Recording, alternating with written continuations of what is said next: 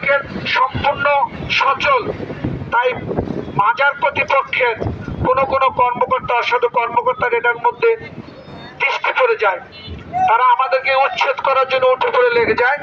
আমাদের যে নির্মাণাধীন ভবন, যে শেড নির্মাণ করা হয়েছে, সেখানে কোনো প্রকার কার্যক্রম এখনো সম্পন্ন করার কোনো কিছুই শেষ করা হয়নি।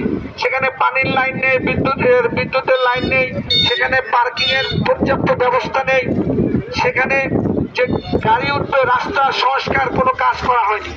এমত অবস্থায় আমাদের কোষাধ্যক্ষ বলে গেছেন আমাদেরকে হাত পা বেঁধে পানিতে ফেলে দেওয়ার মতো উপক্রম।